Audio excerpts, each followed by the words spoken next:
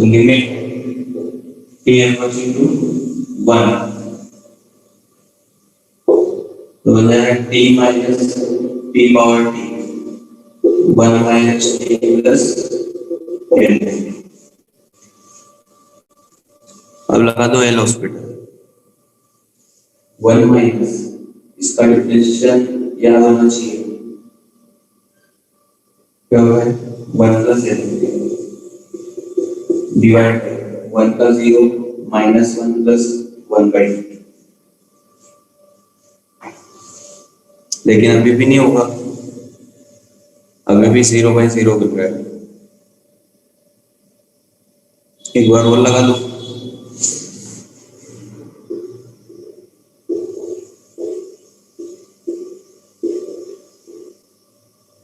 1 का 0 इधर alternative 1 minus e power t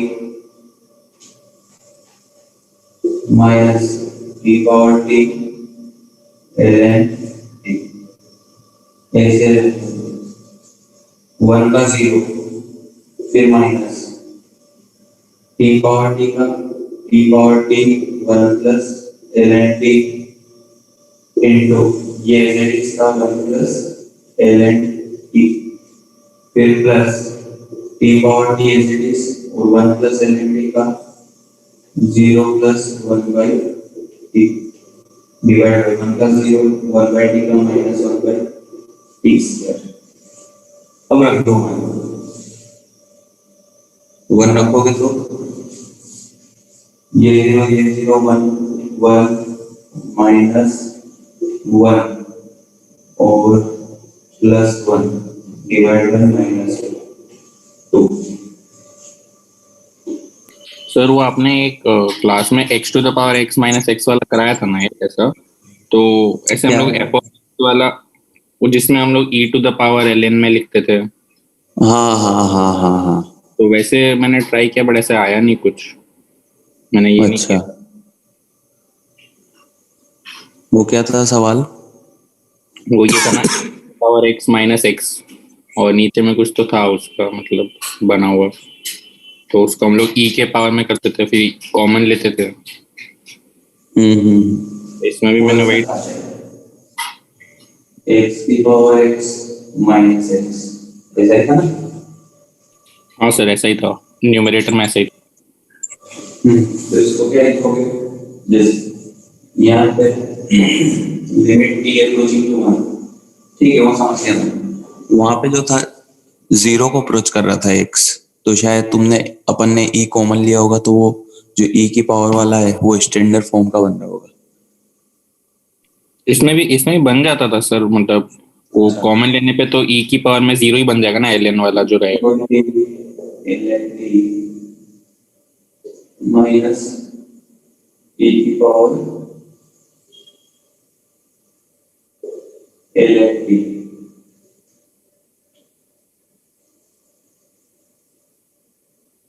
ठीक है, इससे फिर इसको देखते हैं, नीचे वाले को नहीं देखते, तो इसको क्या लिखोगे? Limit t approaching to 1 e की power ln t ln t minus ln t minus 1 रखोगे तो ये तो हो गया 0 1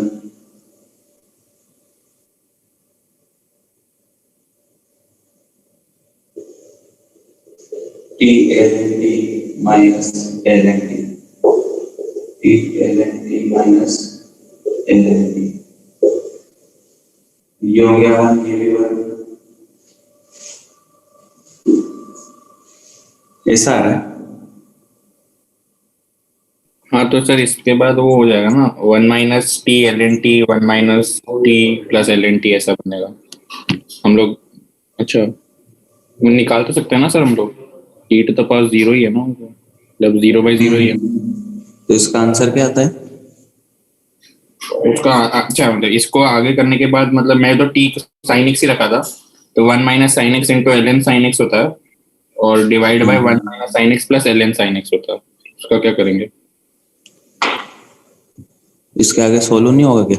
देखो t ln t minus ln t 1 minus t plus ln t one लोगे zero zero, zero by zero बन रहा है L N T T minus one minus T plus L N T, तो एल एन टी का one by T T minus one, T minus one,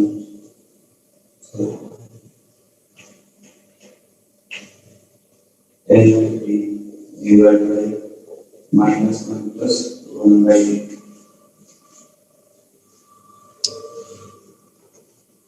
मतलब 2 बार AILET rule तो लगाना ही पड़ेगा ऐसा। हाँ, मतलब ऐसे कुछ स्टैंडर्ड टाइप से तो बनेगा नहीं। अभी देखो वापस से 0/0 बन रहा है। हाँ सर, ठीक है सर, ठीक।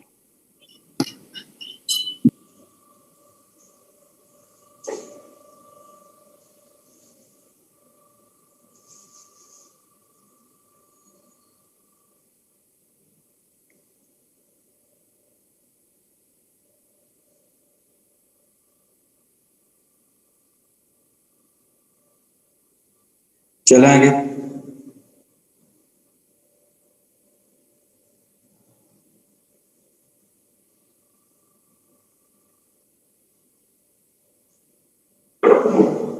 हो गया भाई?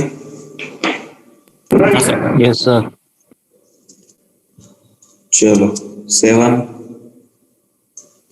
8 9 10 सर 10। 10।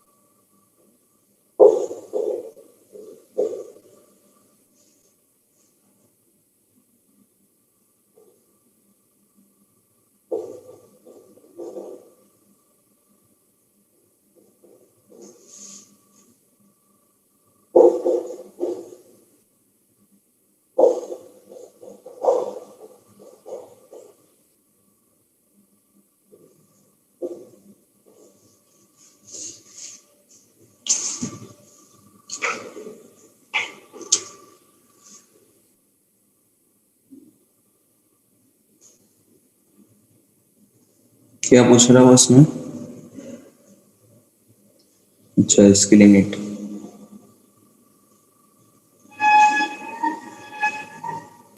सर हम्म। सर आपको मैंने ऐसी एक क्वेश्चन भेजा था लिमिट, डबल लिमिट का, तो आपने बोला था ना मेंस में वो नहीं आता है। क्या? ऐसे एक डबल लिमिट का क्वेश्चन भेजा था ना, जिसपे डबल लिमिट लग रहा था, बहुत पहले भेजा हाँ था हाँ सर आपको। हाँ तो हाँ, आपने भेजा बोला था। था मेंस में नहीं आता, आपने बोला था। मेंस वगैरह में ऐसा नहीं है कि नहीं आएगा, पर मेंस वगैरह में दो दो लिमिट तो शायद नहीं पूछी, इतना टफ तो नहीं बनाएंगे। हाँ, तुम क्या बोल रहे हो उसमें?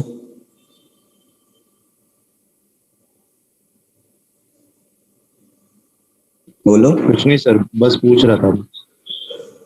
मतलब जहां तक मेरा अंदाजा है, ऐसे अभी तक तो देखने को नहीं मिला। पूछ ले तो इसका ऐसी कोई गारंटी नहीं। बाकी इतना टफ तो मेंस नहीं बनाएंगे दो लिमिट लगा के। हाँ, इसमें कैसे करोगे?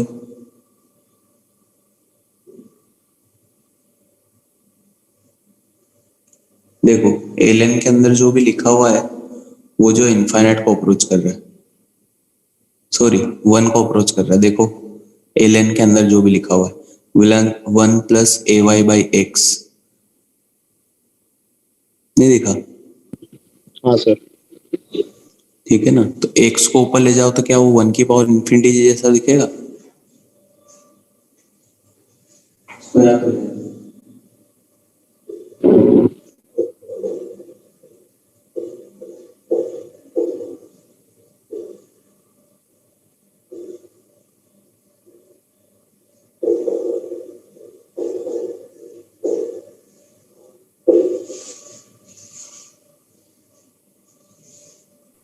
ठीक है ना? ई हट भी सकता है, अब तो हटा दो ई।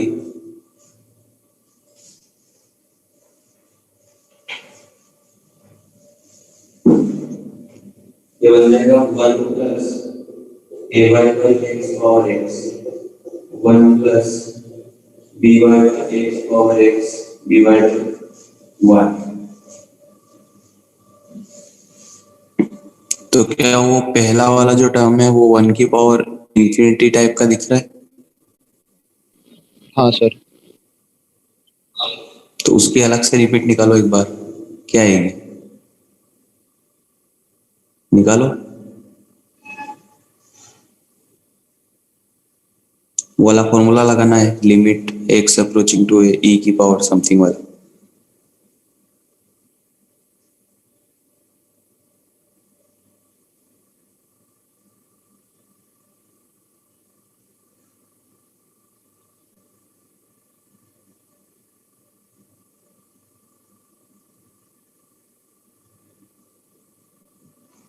क्या है?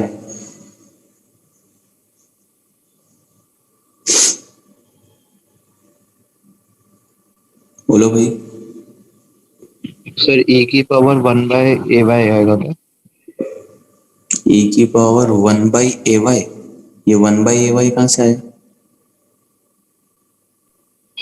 नहीं सर, मैंने वो दूसरा वाला फॉर्मूला लगाया, वो 1/x रेज टू वो होता है ना। अरे a1 की पावर इंफिनिटी वाला फॉर्मूला लगाना है।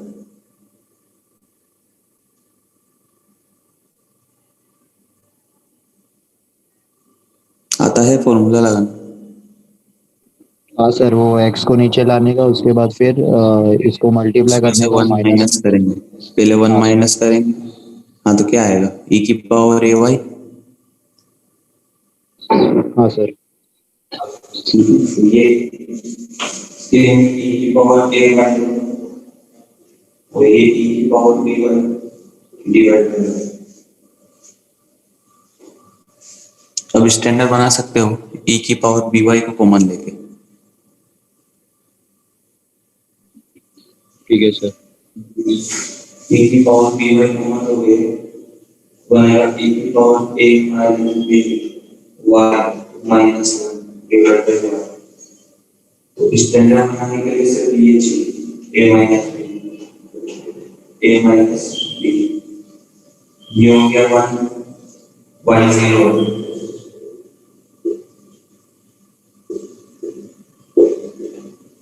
y0, ये भी 1 a माइनस b।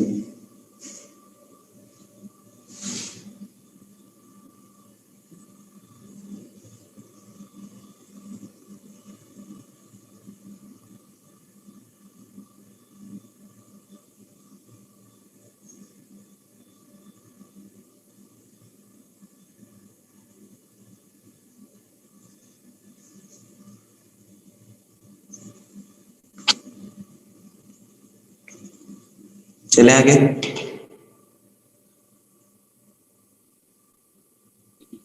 हाँ सर। 11 12 13 तो 13 की वैल्यू मैक्सिमम मतलब आने आंसर नहीं आ रहा था फाइन। इसमें 13 में क्या हो गया? सी और डी की वैल्यू। e और d की वैल्यू नहीं आनी। क्या आ रहा है, क्या नहीं आ रहा है?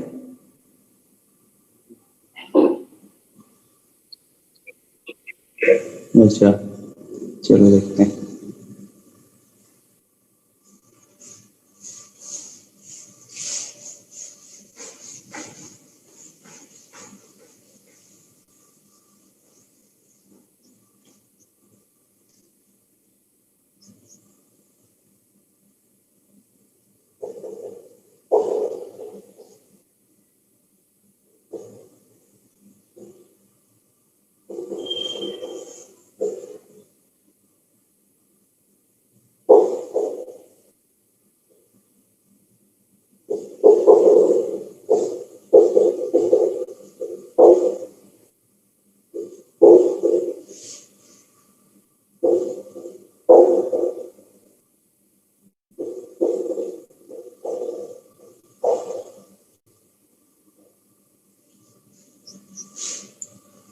एफ कंटिन्यूस है 0 पे, ठीक है? तो लेफ्ट हैंड लिमिट और राइट हैंड लिमिट भी 3 के बराबर होगी। Limit x approaching to 0 minus 1 minus x a minus ax sin x plus b cos x plus 5 divided by x। अगर अभी 0 रखेंगे तो 0/0 बनना चाहिए, ऊपर क्या जाएगा a plus b plus 5। a plus b plus 5 वो 0 होना चाहिए, ठीक है। अगर 0/0 चलो एक काम करो, वो यूज कर लो extension minus x minus x cube by 3 factor 1 minus x square by 2 factor plus 5 divide by x square. अब जो भी छोटी पावर्स वाले टर्म्स है वो 0 होना चाहिए, a प्लस b प्लस 5 वो तो लिख दिए। फिर x स्क्वायर वाले टर्म ये लिमिट 3, x स्क्वायर वाले टर्म जो होना चाहिए वो 3 के पर होना चाहिए, तो माइनस a और माइनस का b/2 इक्वल टू 3। तो a और b की वैल्यू क्या है यहाँ से निकाल के बताओ। -1 और -4। माइनस 1 और -4,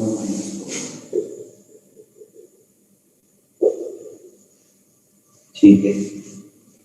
फिर अब c और d के लिए e कहाँ है? वो है हाँ? e पावर ln वाला, क्योंकि 1 टू द पावर इंफिनिटी वाला बन रहा है ना दूसरी जगह। नहीं, e है कहाँ? अच्छा, e कोई कांस्टेंट नहीं है, e वही है अपना नेपियर्स कांस्टेंट। हाँ, अच्छा अच्छा, ई तो कांस्टेंट है ना सर। एक x हटा देता हूँ, ठीक है ना। तो 1 की पावर इंफिनिटी बनना चाहिए 0 पे, नीचे 0 बन रहा है, ऊपर भी 0 बनना चाहिए, तो c 0 आ गया।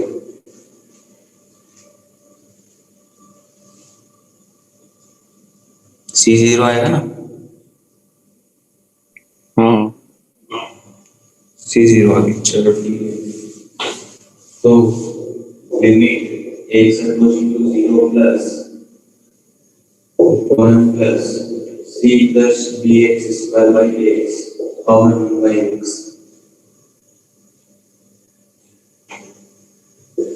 तो ये 1 की पावर इंफिनिटी बनेगा, c 0 तो c को क्या करेंगे, c को हटा देंगे x, एक को बाहर करेंगे, तो 1 plus bx पावर, हाँ आ जाएगा आ जाएगा।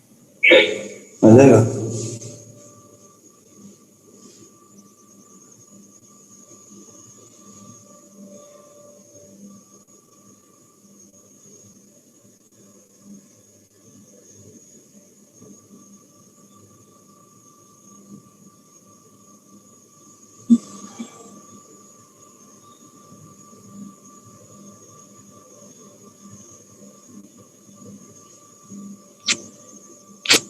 चले आगे। हाँ सर। चलो 14, 15, 16, 17, 18, 19, 20, 20। 20। f of x बनाना 0 से पाई, n belongs to z, p is prime number and box x is greater than z, not differentiable।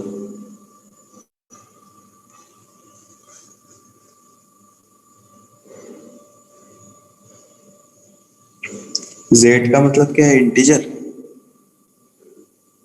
हाँ तो वो बाहर निकल जाएगा।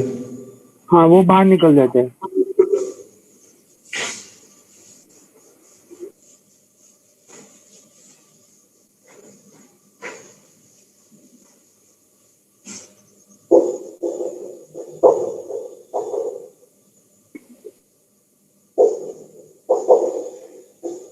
यानी रिजल्ट होगी n plus p sin x।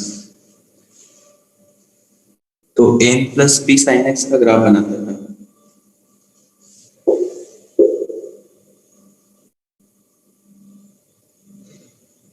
ऐसे बनाएंगे कुछ। अच्छा, n को उठाना भी पड़ेगा।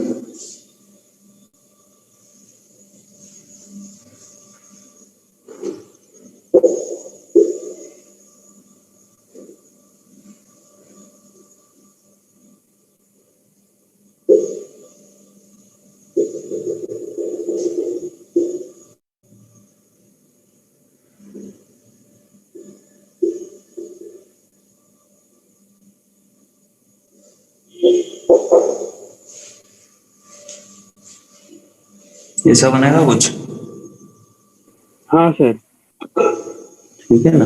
पाई बाई 2 पे देखोगे तो n प्लस p आ जाएगा, 0 पे देखोगे तो n आ हाँ जाएगा। फिर क्या बोल रहा है वो, p प्राइम x कितने पॉइंट्स पे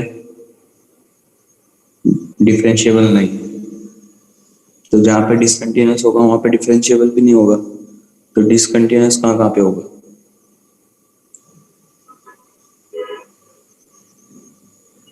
जहाँ पे भी इंटीजर बनेगा तो हाँ, वहाँ पे इंटीजर डिस्कंटिन्यूअस होगा। पहला वाला आएगा n प्लस वन, फिर आएगा n प्लस टू, फिर ऐसा जाएगा। ये लास्ट वाला पॉइंट क्या है?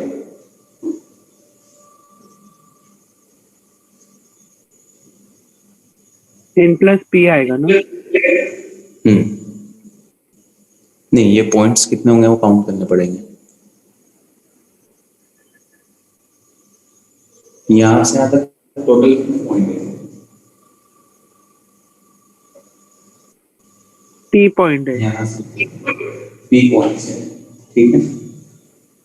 उस वाले को छोड़ दो, ऊपर वाले को, तो इधर कितना पॉइंट है? उस ऊपर वाले को कहाँ पे? छोड़ दो, उस ऊपर वाले को p छोड़ दो, माइनस। तो इधर p माइनस वन, और इधर वाले को, इधर वाले राइट साइड वाले, वहाँ पे भी सेम होगा ना। हाँ p माइनस वन, तो 2p माइनस वन, नहीं 2p minus two, 2p minus और 2। एक हाँ वो, हाँ एक वो हाईएस्ट वाला पॉइंट हाँ। आ जाएगा ना 2p माइनस वन। अच्छा नहीं ऐसा होगा, सर, वो मतलब समझा नहीं। मतलब p sin x जो रहेगा वो तो मतलब sin x जब पाई बाय 2 रहेगा तभी मतलब वो होगा ना। क्यों पाई बाय p 2 प्राइम रहेगा तब? क्योंकि अरे sin x तभी 1 होगा। साइन एक्स, तुम सिर्फ साइन एक्स को इंटीजर देख रहे हो। जब भी बॉक्स एक्स वाला आता है, अपन बॉक्स एक्स वाला कब डिसकंटिन्यूअस होता है, जब उसके अंदर वाला फंक्शन वो बनता है, क्या बोलते हैं उसको, इंटीजर बनता है। तो उसको रे को इंटीजर देखोगे ना, कहाँ कहाँ पे बनेगा। साइन एक्स को थोड़ी ना देखोगे इंटीजर कब बनेगा। हाँ हाँ, समझा सर। लेकिन वो मतलब वो जो इंफॉर्मेशन दिया हुआ है p is a prime number, उसका क्या यूज है क्या? उसका ये यूज है कि पी, उसका कोई यूज है कि वही पूछ रहा हूँ मैं सर।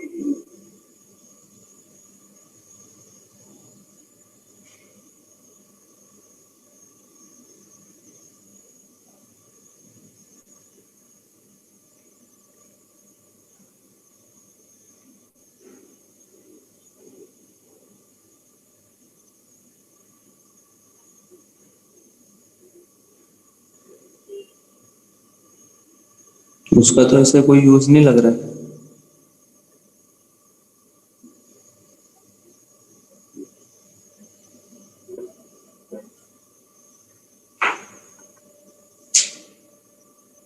क्योंकि उसका तो यूज नहीं करा मैंने, और बिना उसके आ रहा है आंसर,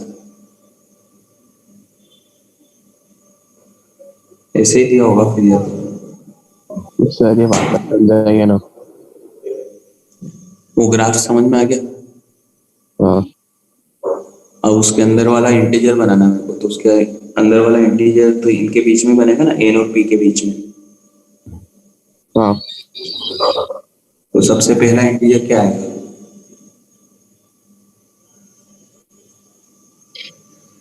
n+1। n+1, फिर n+2 ऐसे चलते आएगा ऊपर तक। हाँ तो उस हाईएस्ट वाले पॉइंट को छोड़ दो और जो लेफ्ट साइड में जितनी बार इंटीजर बना वो काउंट करके बताओ। तो लेफ्ट साइड मतलब? अरे लेफ्ट साइड मतलब ये अच्छा अच्छा, हाँ हाँ ठीक है, समझा समझा। वो 2 बार बनेगा ना? ठीक है। 2 बार नहीं, p-1 टाइम्स बनेगा ना। नहीं मतलब एक n+1 2 बार बनेगा। उसका तो प्राइम का तो कोई यूज नहीं लग रहा है।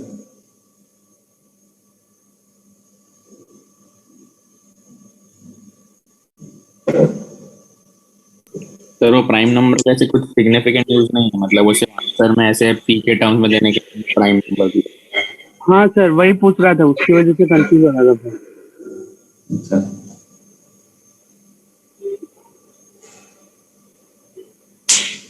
या फिर ऐसे भी हो सकता है कि वो सिर्फ बताना चाह रहा है कि पी भी इंटीजर है, क्योंकि पी इंटीजर होगा तभी तो ये अपन ने उसको काउंट किया है। ये है समझ में? इंटीजर है तो फिर वो लोग डायरेक्टली इंटीजर बोलते थे ना, फिर प्राइम नंबर क्यों बोला? सर नॉर्मल नंबर में 2p-1 आंसर नहीं आता, मतलब 5 रख के देखेंगे तो 2p-1 आएगा, 4 रख के देखेंगे तो 2p-1 मैच नहीं करेगा ऐसा। अच्छा हाँ। ऐसा। हाँ सर।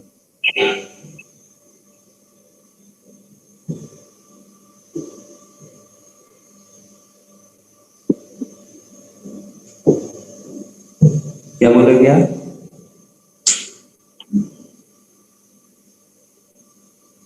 क्या बोल रहे हो बताओ आप। तो मैंने ये बोला कि मैंने तो ये ग्राफ नहीं देखा था, मैं तो पी की वैल्यू ले ली थी 5 और 3, मतलब 2 वैल्यू पे चेक करने के लिए कि 5 पे कब कब बनेगा, तो साइन से उसने 0 से 5 दिया है ना, तो 0 से 1 तक के बीच में जा सकता है, और n तो हमने बाहर निकाल लिया। तो इसके अंदर का इंटीजर कब बनेगा, जब साइन एक्स 1/5 1/4 1/3 1/2 और 1 होगा, और 1 तो सिर्फ एक बार होगा 0 से 5/2 पे, और बाकी सब 2 बार होगा। तो 4+4 8 हो गया, और एक को 1 पे आएगा तो 9। तो ऐसे सिर्फ प्राइम नंबर पे है। अगर आप कॉम्पोनेंट को कोई नंबर ले लोगे, जैसे 4 ले लोगे, तो उस पे सिर्फ 1/4 1/2 और 1 पे होगा। तो वो तो शायद, हाँ वो वाला मैच नहीं करेगा, उससे में 5 नंबर आएंगे, तो 2p-1 तो 7 होता है उसके लिए, तो वो मैच नहीं करता, तो शायद इसलिए प्राइम नंबर दिया हो। अलग आता है अच्छा सर आंसर। अच्छा, मतलब पी प्राइम नंबर होगा तो ये अपना आंसर सही है। तो इसमें प्राइम नंबर का कोई यूज यहाँ पे अभी तक समझ में आया नहीं कि क्या यूज यूज किया मैंने। नहीं आता कोई ऐसा, हम्म यूज नहीं है सर ऐसा कोई ऐसा।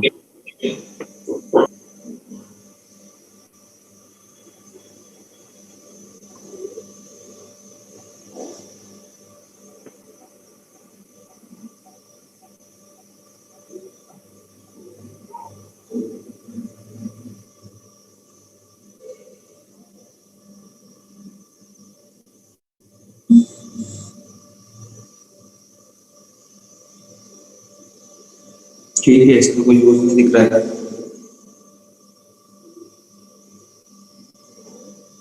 एक बार वो देखेंगे इसको, अभी चलता है। 21 21 का C और D। 21 gx 1/f(x) continuous f is continuous. कैसी बात कर रहे हो? अगर f(x) को x ले लोगे, क्या हुआ? 1/x कंटिन्यूस हुआ क्या?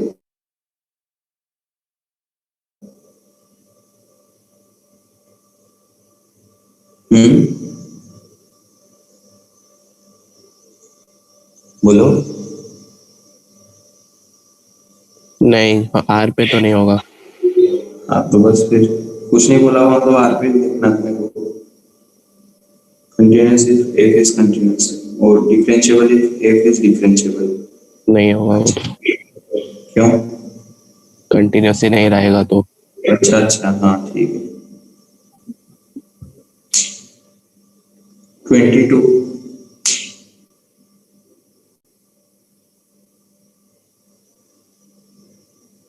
23, 24। चलो पार्ट 2 दिया था क्या?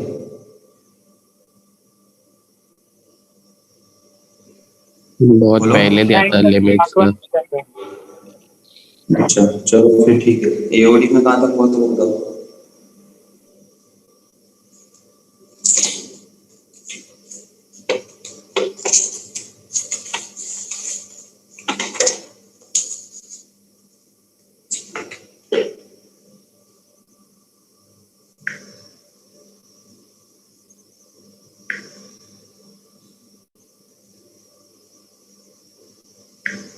कहाँ तक हुआ था? Rate of change. Rate of change के क्वेश्चन कर रहे थे। दो क्वेश्चन हुए थे। चलो एक और करते हैं।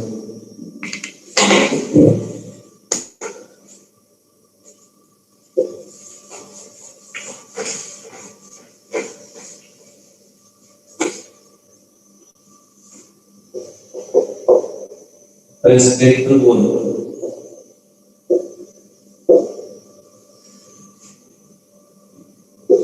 Ten centimetre in radius is coated with a layer of ice of uniform thickness. Then makes a rate of 50 centimeter cube per minute. When thickness of ice is 5 centimeter, then let in which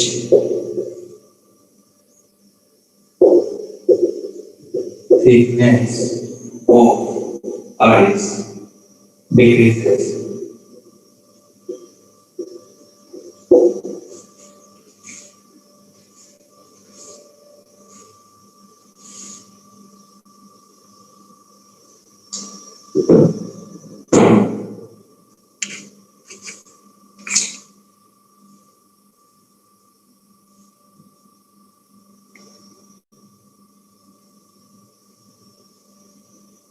करो try.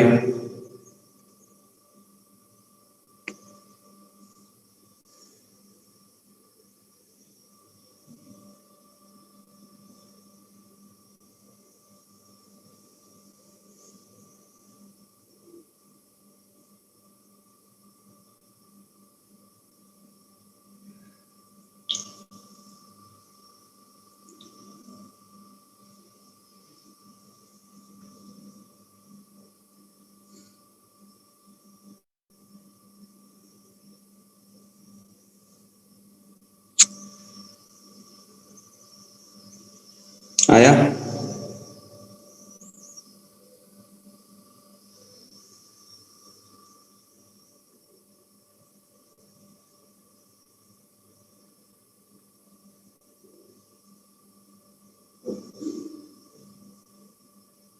Eighteen पाई का 1/18। dr/dt पूछा ना। उसमें तो 1/18 दिया हुआ है। हाँ 1/18 पाई। कैसे किया? वो तो ये है ना, मतलब जो 5 सेंटीमीटर दिया, मतलब रेडियस तो 15 का होगा ना, क्योंकि कोटेड है।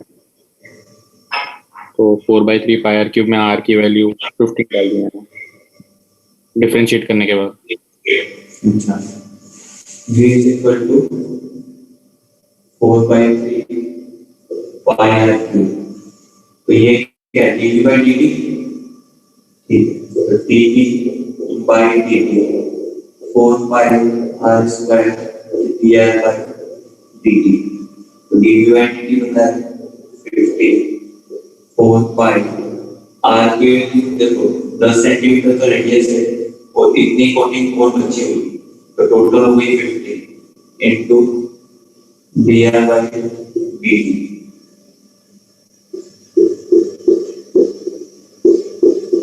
सर आर स्क्वायर है।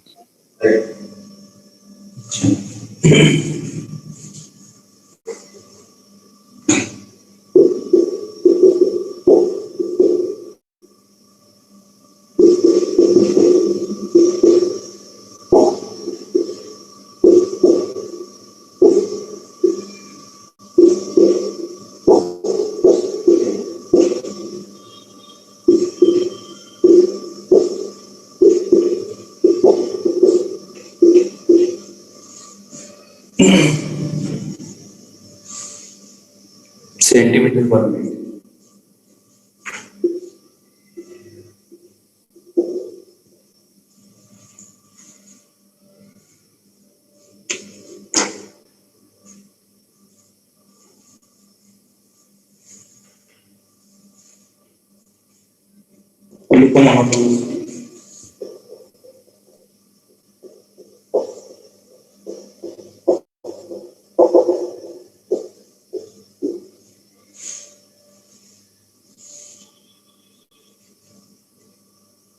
अब ये यहाँ से थोड़े समझने वाले टॉपिक स्टार्ट होते हैं, मोनोटोनिसिटी।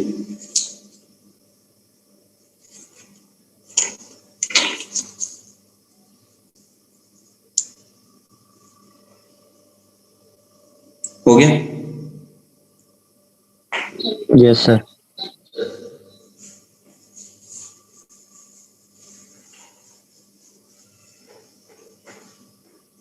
देखो बेटा, तो function f of x is increasing monotonic increasing या नॉन डिक्रीजिंग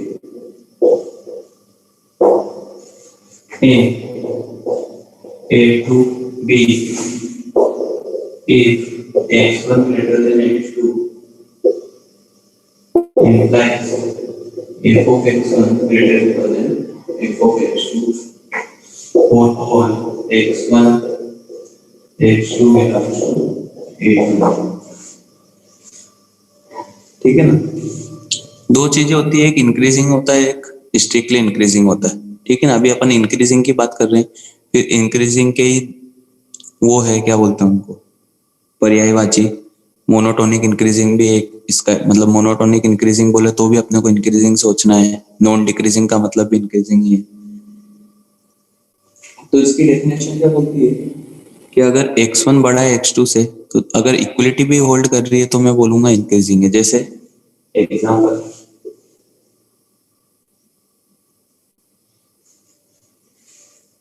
क्या फंक्शन इंक्रीजिंग दिख रहा है? नहीं दिख रहा है? हाँ बोलो मूर्खों। दिख रहा है। हाँ सर इंक्रीजिंग है। इंक्रीजिंग, लेकिन क्या है स्ट्रिक्टली इंक्रीजिंग दिख रहा है? स्ट्रिक्टली इंक्रीजिंग नहीं। नहीं है। स्ट्रिक्टली इंक्रीजिंग नहीं है। स्ट्रिक्टली इंक्रीजिंग में कोई भी ऐसे दो पॉइंट नहीं आना चाहिए जिसपे इक्वलिटी होल्ड करे। यहाँ पे बहुत सारे पॉइंट्स आएंगे जहाँ पे इक्वलिटी होल्ड करेगी, लेकिन फिर भी इसको अपन इंक्रीजिंग तो बोलेंगे। ये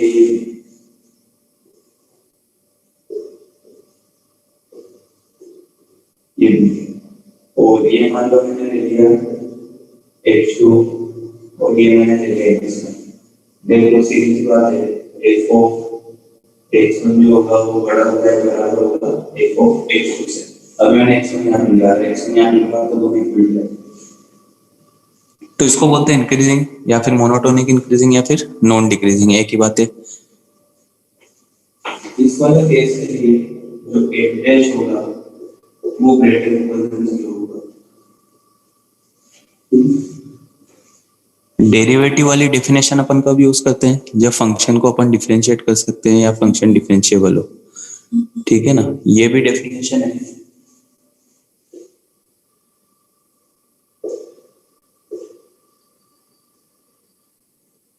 दूसरा a function is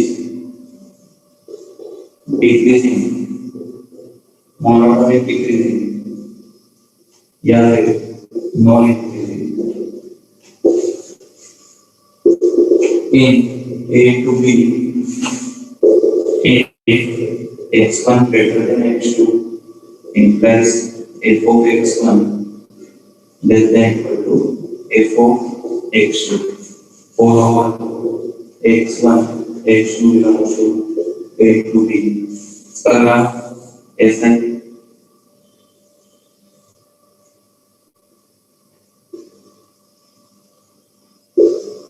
ये a ये b ये x1 ये x2 f of x1 less than equal to f of x2 या फिर f dash x less than equal to 0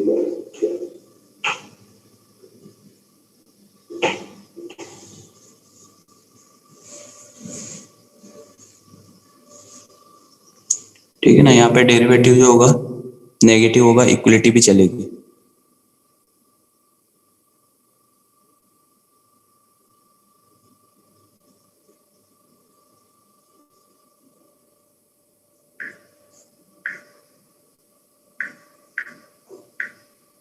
हो गया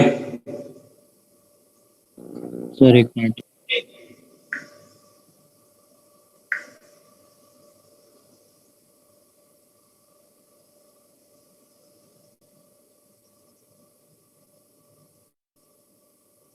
4 पॉइंट लिखूंगा, उसके बाद फिर मैं कुछ सवाल पूछूंगा, वो तुमको बताना है। तो समझ लेना, अभी भी कोई भी अगर कोई पॉइंट में कुछ दिक्कत आ रही हो तो बता देना।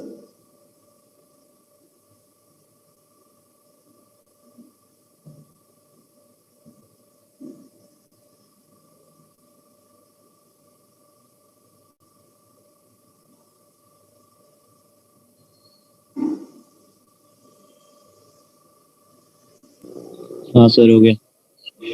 चलो third point a function f of x is strictly increasing in a to b if x1 greater than x2 f of x1 greater than f of x2 for all x1 belongs to x1 x2 graph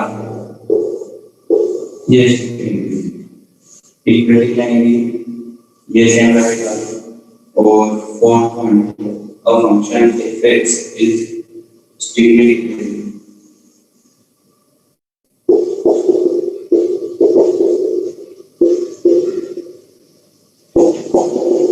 sir F dash x में equality क्यों नहीं हटी? हाँ आ रहे हैं अभी वहां पे। strictly decreasing in a to b if अच्छा if के बाद ये लिखा हुआ है x1 greater than x2 f of x1 less than f of x2 यहाँ पे नहीं आएगी इक्वलिटी यहाँ पे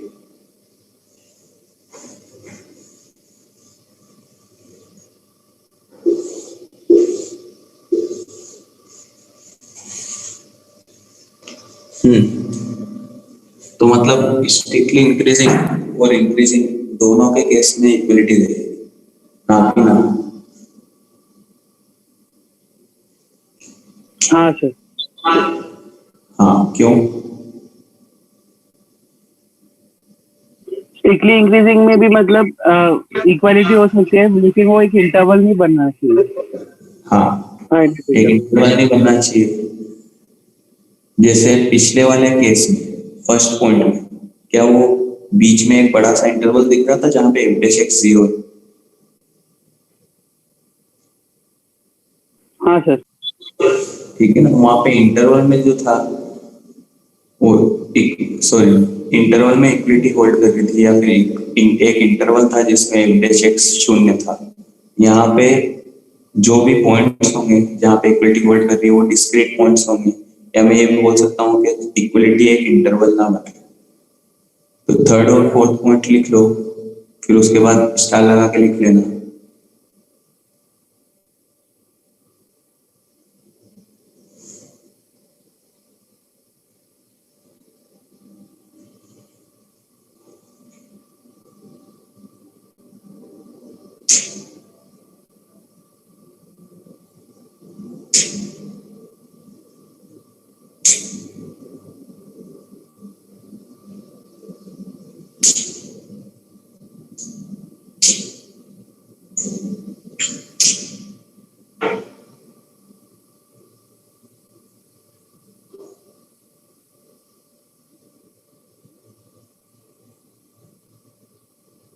हो गया? हाँ सर। अब लिखो स्टार लगा के, कुछ पॉइंट्स लिखने, पहला स्टार लगाओ, लिखो इन स्ट्रिक्टली इंक्रीजिंग। चलो मैं लिख देता हूँ।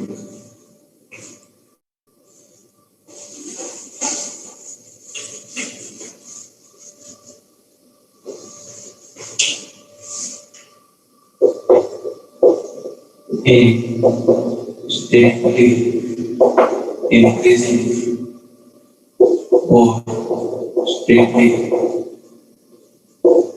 Decreasing equality holds for discrete points.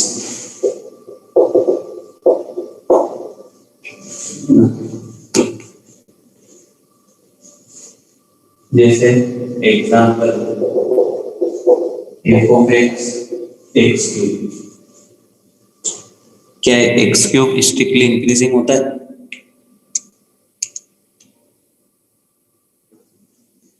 होता है ना भाई। लेकिन क्या इसका डेरिवेटिव एक बार जीरो होता है? हाँ 0 होता है। जीरो पे, ठीक है ना। और भी एग्जांपल है, f of x x plus cos x, इसका डेरिवेटिव करोगे तो क्या आएगा? 1 माइनस साइन एक्स। क्या वो भी infinite number of times zero होगा?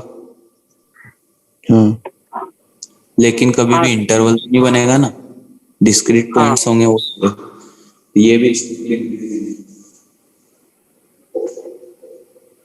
इंक्रीजिंग के लिए वाला साइन चलेगा, f plus x dx f plus x 0 f x equal to 0 only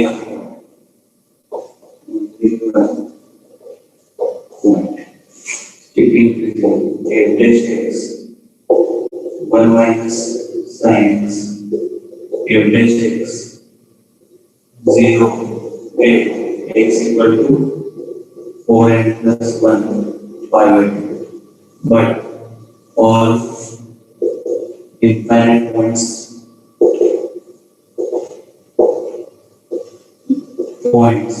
are discrete. ठीक है ना, इनफाइनाइट पॉइंट्स तो है लेकिन सारे पॉइंट्स अलग अलग है। पाई बाय 2 आएगा, फिर पाई बाय 2 के थोड़ी देर बाद आएगा पाई का 3 5 पाई बाय 2, फिर आगे चल के 9 पाई बाय 2 आएगा। तो जीरो तो बनेगा इनफाइनाइट नंबर ऑफ टाइम्स, लेकिन सभी अलग अलग पॉइंट है, कोई भी इंटरवल नहीं बन रहा, तो उसको बोलेंगे अपन स्ट्रिक्टली इंक्रीजिंग। नेक्स्ट पॉइंट लिखो,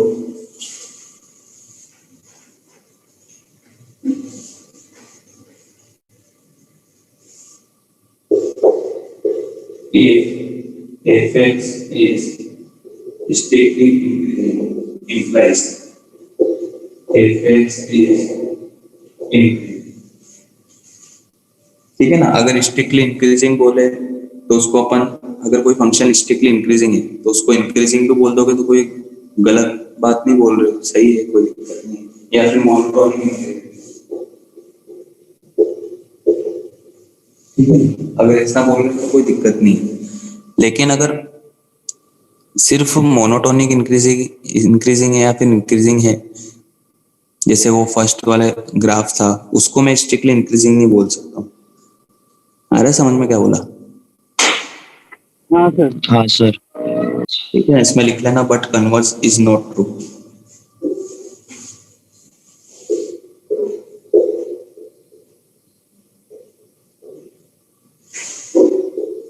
नॉट ट्रू। फिर एक और पॉइंट ऐसा लिखा है ना,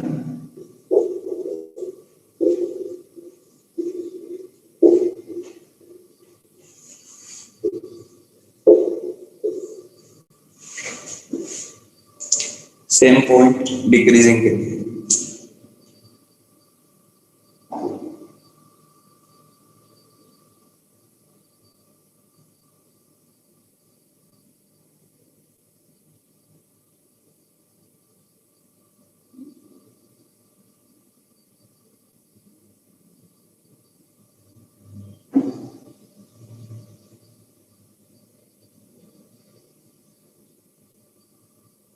हो गया?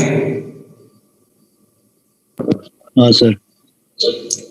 ठीक है।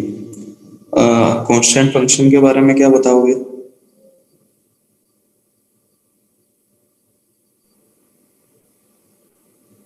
नाइदर डिक्रीजिंग नॉट इंक्रीजिंग ना। नहीं, दोनों ही होता है, increasing as well as decreasing.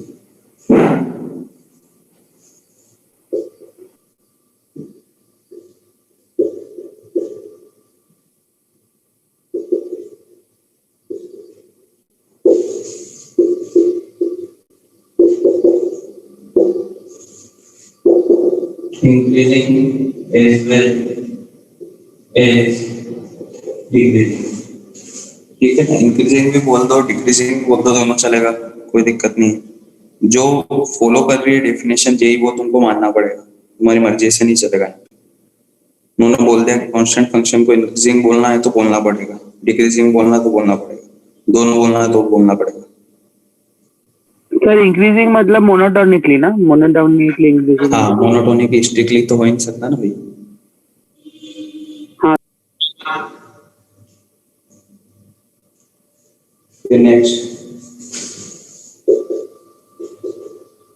fx is said to be increasing function if it increases in domain and decreasing function if decreases in domain।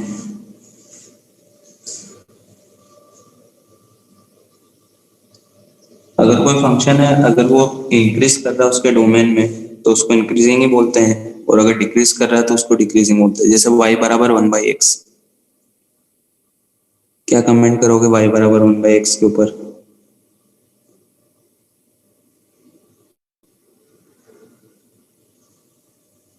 Decreasing. Decreasing. अच्छा, कोई फंक्शन इंक्रीज कर रहा है और डिक्रीज भी कर रहा है तो क्या उसको मोनोटोनिक बोलते हैं?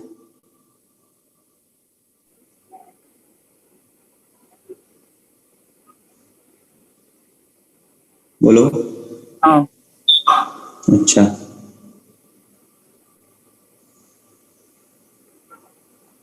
मतलब तुम्हारे हिसाब से ये वाला फंक्शन मोनोटोनिक फंक्शन है? इंटरवल के लिए देखेंगे तो सही है ना। नहीं, मैं तो फंक्शन की बात कर रहा हूँ कि फंक्शन मोनोटोनिक है या नहीं। नॉन मोनोटोनिक है ये। अगर फंक्शन मोनोटोनिक या तो सिर्फ मोनोटोनिकली इंक्रीज करे या फिर मोनोटोनिकली डिक्रीज करे तो उसको बोलते हैं मोनोटोनिक फंक्शन। लिखो।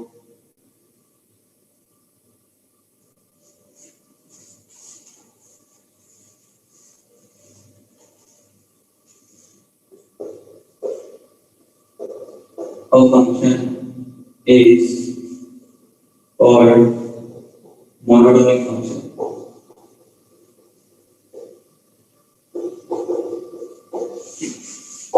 if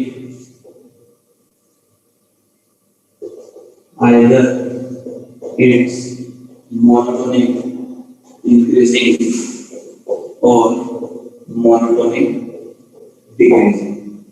या तो मोनोटोनिक इंक्रीज करे या फिर मोनोटोनिक डिक्रीज करे, लेकिन दोनों काम एक साथ नहीं होना चाहिए। जैसे ये वाला non monotonic.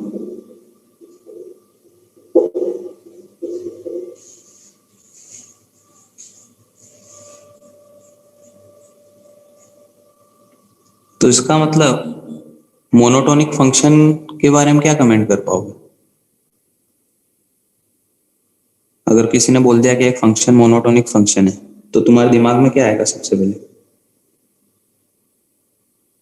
f of x greater than f dash x greater than equal to 0 और less than equal to 0. दोनों में से एक, या तो ग्रेटर इक्वल देन 0 होगा या फिर लेस देन इक्वल टू 0, या तो इंक्रीजिंग होगा या फिर डिक्रीजिंग होगा।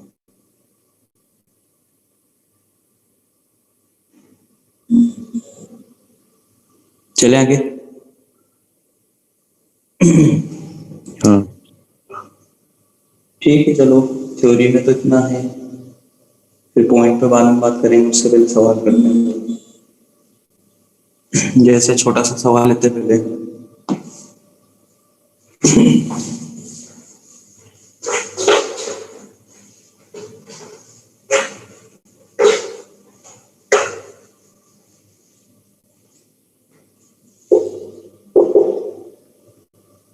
Find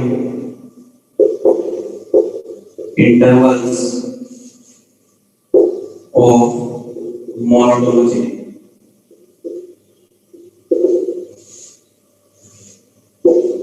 for following function f of x x cube minus 2x square minus 4x plus 7. Second, x square x minus 2 plus square. बताओ ये तो जल्दी।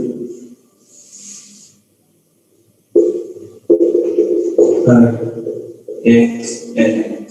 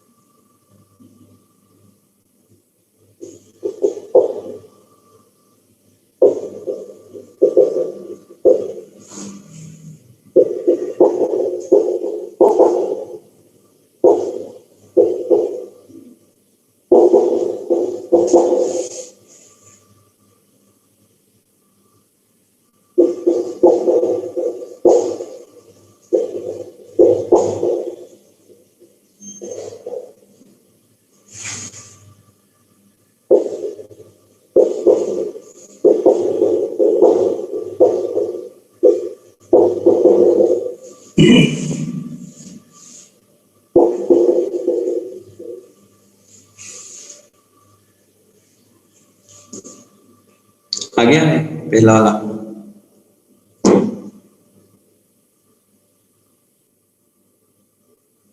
हाँ सर, ग्रेटर देन 2 के लिए इंक्रीजिंग -2/3 से 2 के लिए डिक्रीजिंग, फिर लेस देन -2/3 के लिए इंक्रीजिंग। ठीक है।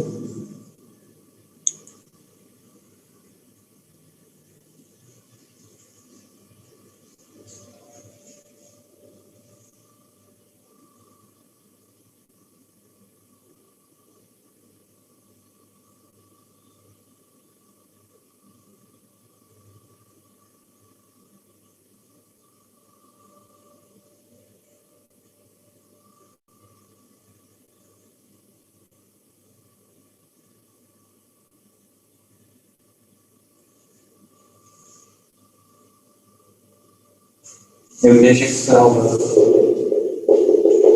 3x square minus 4x minus 4. Vector of the answer 3x square minus 6x plus 2x minus 4. So 3x minus 2.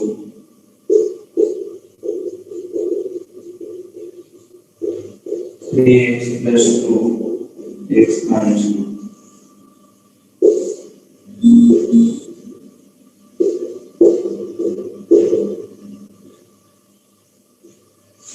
ठीक है, यहाँ पे इंक्रीजिंग, यहाँ पे डिक्रीजिंग, यहाँ पे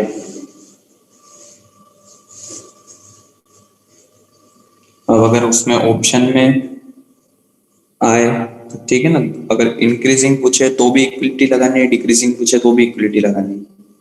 इक्वलिटी तो वर्ड करेगी, मतलब इन पॉइंट्स पे -2/3 और 2 पे।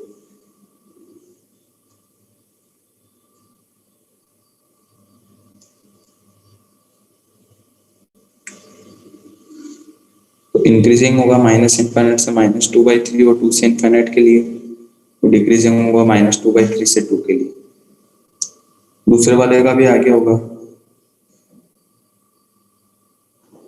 क्या है सर क्वेश्चन में अगर कभी भी मतलब इंक्रीजिंग या डिक्रीजिंग दिया तो हम लोग मोनोटोनिकली अज्यूम करेंगे ना। ठीक है। स्ट्रिक्टली इंक्रीजिंग के लिए वो लिखेगा स्ट्रिक्टली, अगर नहीं बोल रहा तो फिर यही मान के चलना मोनोटोनिक। दूसरा वाला बताओ।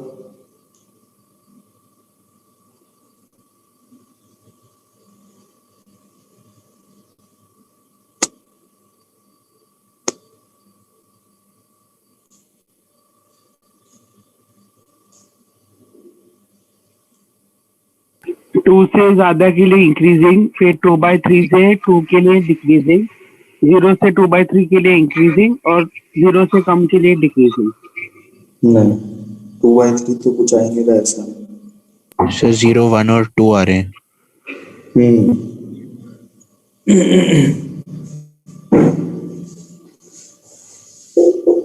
if this x square is इसका 2x minus 2, फिर x minus 2 का स्क्वायर is इसका 2x, 2x बाहर x minus 2 का 2x x minus 2, तो बाहर चला गया x बाहर चला गया x minus 2 बाहर चला गया x plus x minus 2 बाहर गया 2x बाहर गया x minus 2, 4x x minus 1 x minus 2, 0 1 2 plus minus plus minus decreasing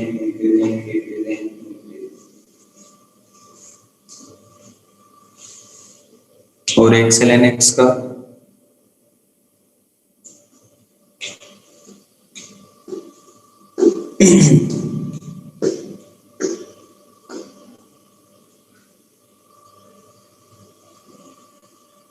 बताओ।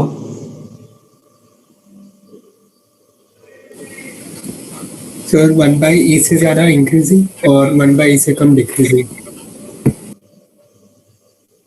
0 से 1/e के लिए डिक्रीजिंग होगा, डोमेन भी देखना होता है।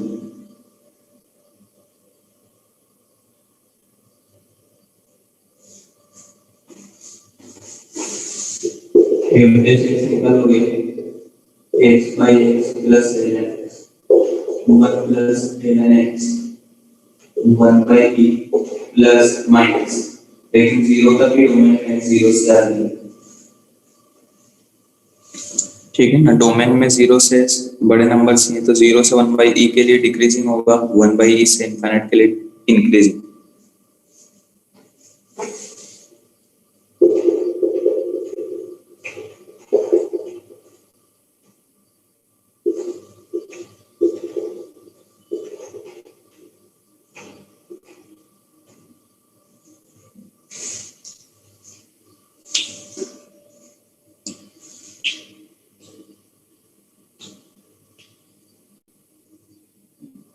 चलो सेकंड वाला बताओ।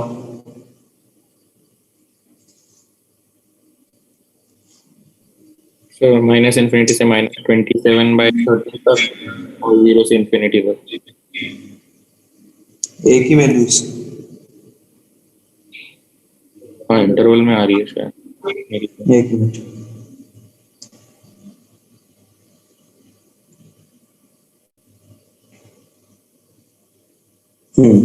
क्या बताया तुमने? माइनस इन्फिनिटी से -27/13 तक। नहीं ऐसा कुछ नहीं। आंसर इंटरवल में ही है ना लेकिन।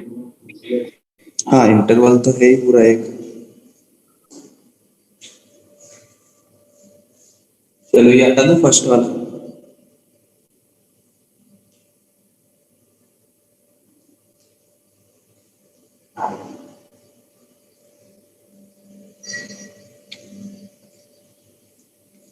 फर्स्ट वाला हटा दो। हाँ सर हटा दीजिए।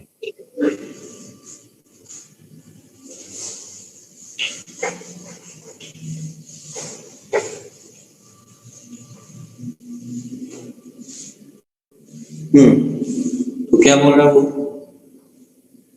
मोनोटोनिक डिक्रीज होना चाहिए। तो क्या तुम्हारे दिमाग में क्या आएगा सबसे पहले? F dash X less than equal to. हाँ F dash X less than equal to 0। F dash X 3a plus 2x square minus 2ax plus 9। अब ये लेस देन इक्वल टू 0 होना चाहिए। 4 over x belongs to r। तो कोई भी quadratic हमेशा less than equal to 0 कब हो सकती है? जब उसका ए नेगेटिव हो और डी भी नेगेटिव हो। बस फिर a नेगेटिव a यानी प्लस डी में इक्वलिटी लगेगी क्योंकि यहाँ पे equality a plus 2 less than 0 and 4x square minus 4 into 3a plus 2 into 9 less than equal to 0। दोनों इक्वल हैं सो सर हमको जब एक्स स्क्वायर का कोएफिशिएंट 0 हो रहा हो उसके लिए भी चेक करना पड़ेगा। क्या? जब a -2 हो उसके लिए भी चेक करना पड़ेगा। उसके लिए x बिलोंग्स टू r के लिए कभी नेगेटिव नहीं हो पाएगा ना। जैसे a को तुमने -2 लिया तो देखो a को -2 लोगे तो वो टर्म पूरा खत्म हो जाएगा। क्या बनेगा चेक करो। 4x - 18। x की कोई फिक्स वैल्यू आ गई। हाँ हाँ समझा।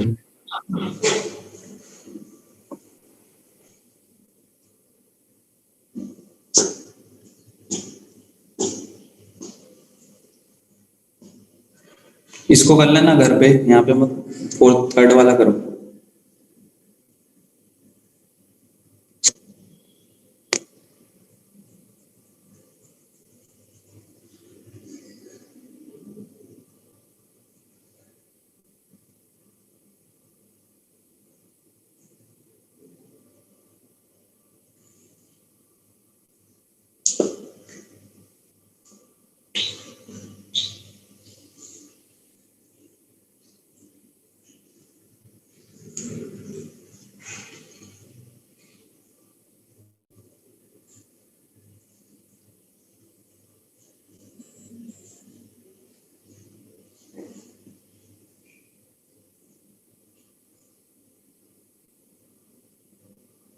बताओ।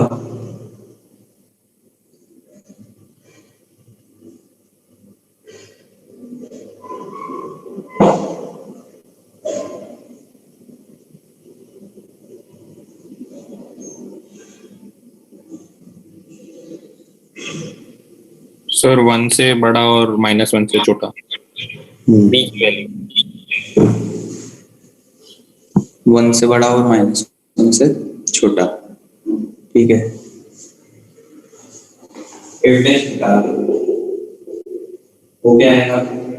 4 sin cube into cos plus 4 cos cube into sin minus का और प्लस b। यहाँ से 4 sin cos कॉमन आ जाएगा। sin square minus cos square plus b। ठीक है ना। तो cos square minus sin square cos 2x, तो ये माइनस cos 2x, और ये 2 sin x cos x sin 2x, 2 sin 2x, और यहाँ पे minus cos 2x plus b, ये वापस बन जाएगा minus sin 4x plus b, या फिर b माइनस sin 4x। ये एफ डैश एक्स आया। अभी तक ट्रिग्नोमेट्री का पार्ट था। अब वो बोल रहा है कि मोनोटोनिक होना चाहिए। मोनोटोनिक के लिए दिमाग में दो बातें आएगी, या तो हमेशा इंक्रीजिंग हो जाए या फिर डिक्रीजिंग हो जाए। तो इंक्रीजिंग होने के लिए एफ डैश एक्स को पॉजिटिव करना पड़ेगा। दो केस, मोनोटोनिक इंक्रीजिंग या फिर मोनोटोनिक डिक्रीजिंग। इस वाले केस के लिए b माइनस sin 4x, इसको हमेशा पॉजिटिव, ठीक है, हमेशा पॉजिटिव कब हो जाएगा? जब भी हर हमेशा x 1 से बड़ा। हाँ, b हमेशा 1 से बड़ा हो, हर x के लिए पॉजिटिव होना चाहिए, b की वैल्यू 1 से बड़ी होनी चाहिए।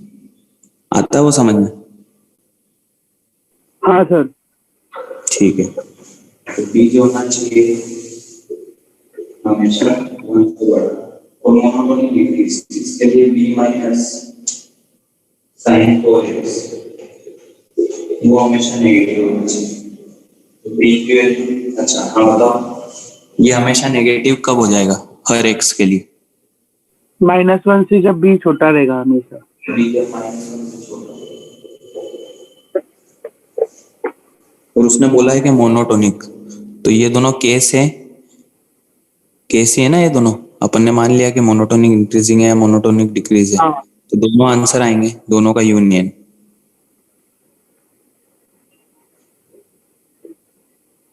ये समझ। कहाँ से रहा है? सर आज चलो फिर अगला करके बताओ। फिर उसका आंसर क्या है ऐसे सेकंड वाले का जो आप रब कर रहे हो? उसका आंसर है माइनस इनफाइनाइट से -3, -3 पे क्लोज। अच्छा ठीक है सर। एक ये बता दो, चलो ओ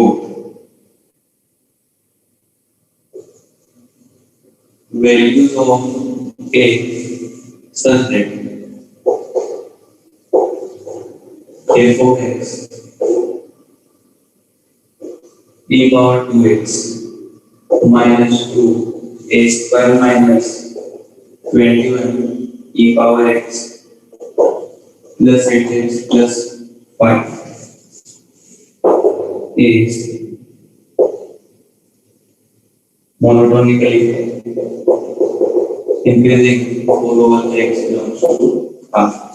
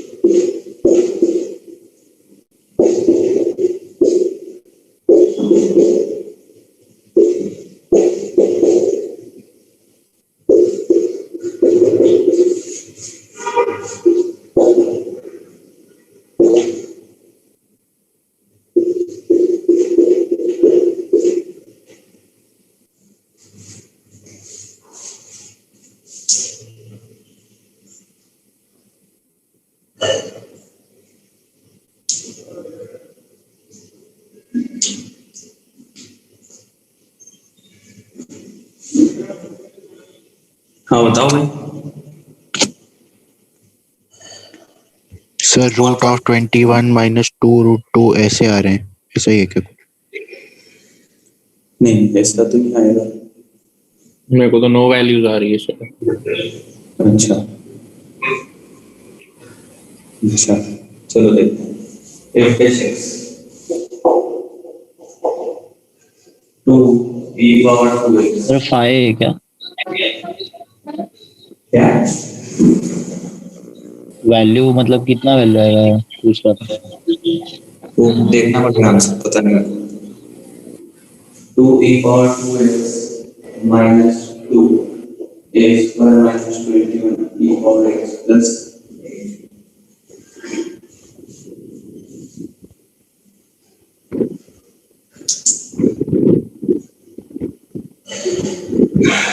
फिर आगे कैसे किया तुमने? ए स्क्वायर लेस देन 21 ना, क्या ए स्क्वायर लेस देन 21 होगा ना, तभी जाके वो मोनोटोनिकली इंक्रीजिंग आएगा। कैसे?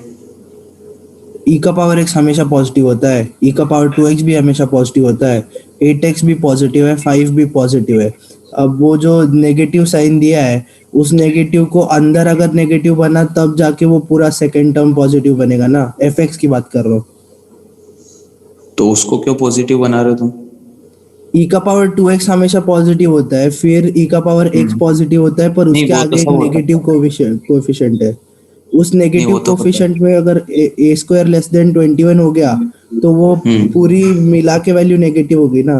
तो नेगेटिव नेगेटिव पॉजिटिव हो गया, तो वो सब पॉजिटिव, और उसके आगे जो लिखा वो सब भी पॉजिटिव है ही सही। बट इससे वो प्रूव नहीं हुआ ना कि कोई और केस आएगा ही नहीं जिसमें नेगेटिव में भी। तुम्हारे हिसाब से मोनोटोनिक इंक्रीज बोला है तो फंक्शन को पॉजिटिव बना दो कैसे भी करके, सिर्फ ये डेफिनेशन।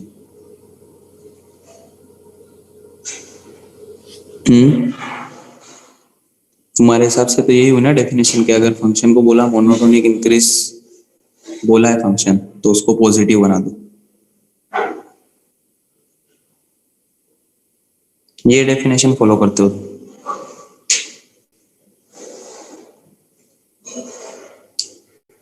बोलो भाई। नहीं सर, नहीं सर नल सेट आ रहे हैं। नहीं सर, अच्छे वैल्यूज आ रहे हैं। इसका क्वाड्रेटिक अगर बनाते तो e की पावर x को t मान के। Less than 0 equal to. हाँ डी एक मिनट, अभी डी तो तुम डायरेक्ट डी लेस देन 0 नहीं कर सकते हो, क्योंकि जैसे ही तुम उसको टी मानोगे e की पावर x को, टी पे भी कंडीशन लगेगी। नहीं लगेगी। नहीं ऐसे ही सॉल्व करेंगे टी मान के, मतलब इससे भी सॉल्व हो सकता है ना। सर फिर लोग कंडीशन हम लास्ट में उतना पार्ट फिर निकाल लेंगे। क्या कि उस उतना पार्ट कैसे निकालोगे वो? सर नहीं मतलब कंडीशन यही है ना कि हमारा टी हमेशा पॉजिटिव होगा, तो मैं अरे बोल रहा हूँ देखो कि हम लोग सिंपल सी बात है, मैं सीधा सा एक फंडा बताता हूँ। अगर ऐसा लिख रहा है f of x greater than zero x equality involve है, इसका मतलब होता है f of x g of x की मैक्सिमम वैल्यू से भी बड़ा होगा। जैसे अभी इससे पहले मैंने सवाल किया b minus sine four x, मेरे को इसको पॉजिटिव करना है, तो जिसकी वैल्यू निकालनी है उसको लेफ्ट साइड में ही रखो, b greater equal than sine four x. अब तुम ऐसे सोच के बता रहे थे कि बी को वन होना चाहिए, अब मैं उस लॉजिक से सोचूं कि अगर f of x greater equal than g of x है तो f of x g x की मैक्सिमम वैल्यू से भी बड़ा होना चाहिए। एक्स बिलोंग्स टू आर के लिए बात कर रहे हैं, हर एक्स के लिए कब ऐसा पॉसिबल है? जब भी साइन फोर एक्स की मैक्सिमम वैल्यू से बड़ा हो। मैक्सिमम वैल्यू क्या आएगी साइन फोर एक्स की? 1। वन है। आएगी, ठीक है। और एक और फंडा ये है कि अगर f of x less than equal to g of x है तो क्या इसमें सोच के बता सकते हो क्या होगा? मिनिमम वैल्यू से कम। मिनिमम वैल्यू से भी एफ ऑफ एक्स कम होना चाहिए। मिनिमम वैल्यू से भी कम होना चाहिए। तो दूसरा वाला केस था b minus sin 4x less than equal to b less than equal to sin 4x। अब क्या बताओगे आंसर? b sin 4x की मिनिमम वैल्यू से भी कम हो जाए, हाँ मतलब -1 से कम। ठीक है ना। अब आगे बढ़ना, इसको मोनोटोनिक इंक्रीज लगाना, तो इसका एक बेस जैसे होना चाहिए वो पॉजिटिव होना चाहिए, तो 2e पावर 2x माइनस 2, इस माइनस वाले को उधर ले जाओ, प्लस 8 ग्रेटर इक्वल है। अच्छा 2 तो ऐसे ही चला जाएगा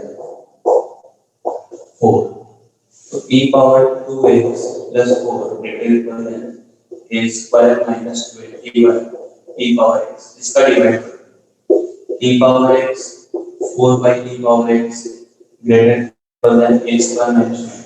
a की वैल्यू निकालनी है, इसको लेफ्ट साइड में।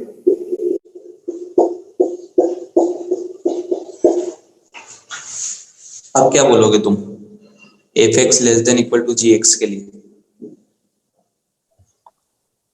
2√5 से नहीं 4 से बड़ा। 2 से कम होना चाहिए। कम होना। Four- अरे आप AMGM लगाएंगे। ये छोटा होना चाहिए। एएमजीएम से 2 से कम होना चाहिए। हाँ तो क्या उसकी मिनिमम वैल्यू से भी छोटा होना चाहिए? हाँ मिनिमम वैल्यू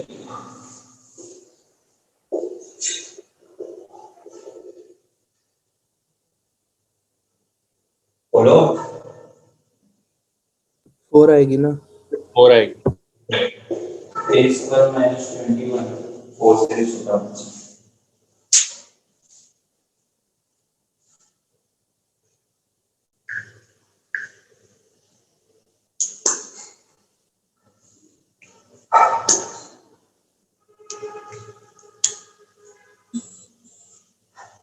वो एक सवाल मिटा दिया क्या मैंने? हाँ सर हमने लिखा नहीं था वो। चलो फिर कल करेंगे, अभी बाकी है इसमें काफी सवाल। सर हाँ बोलो। सर अगर हम लोग क्वाड्रेटिक बना के d less than equal to 0 करते हैं तो फिर अलग आंसर आता है। उसमें जो अपन क्वाड्रेटिक बनाते हैं वो x बिलोंग्स टू r के लिए होता है। जैसे तुम यहाँ पे a की पावर x को t मानोगे तो t पे कंडीशन लगेगी t ग्रेटर देन 0, तो फिर तुमको क्वाड्रेटिक में ये कंडीशन यूज करनी है कि जो भी क्वाड्रेटिक बन रही है ना वो t ग्रेटर देन 0 के लिए हमेशा पॉजिटिव। हाँ तो फाइनली जब हम लोग निकाल देंगे तब हम लोग मतलब t की वैल्यू से बाहर जाएगी तब हम लोग रिजेक्ट करने में काम आता है ना वो, कि t की पॉजिटिव वैल्यू ही लेनी है। जो तुम अगर वैसे करना चाहते हो तो मैं बता देता हूँ कैसे करना है तुमको। लेकिन क्वाड्रेटिक जब हम लोग बनाते हैं ना तो सर इमेजिनरी वैल्यूज आती हैं स्क्वायर की। नहीं नहीं आती है, यही आती है। ए स्क्वायर की इमेजिनरी वैल्यू है, मतलब D less than equal to 0 किया था इसलिए। तुमने नहीं किया भाई आती है मतलब वैल्यूज। आती है सर, ऐसी आती है, a² - 25 less than equal to 0 आती हाँ मैंने भी किया था, आती है सेम। देखना भाई तुम्हारा जो भी वो हुआ कैलकुलेशन हाँ सर मैं चेक करता हूँ एक बार। हो गया। हाँ सर। ठीक है, तो कल अब अपनी संडे शाम को क्लास है ना, हाँ सर। तो पार्ट 2 करो कंप्लीट या कुछ और करोगे पहले? पार्ट 2 ही करते हैं है ना, बोलो। ठीक है, तो फिर पार्ट 2 कर लेना लिमिट का।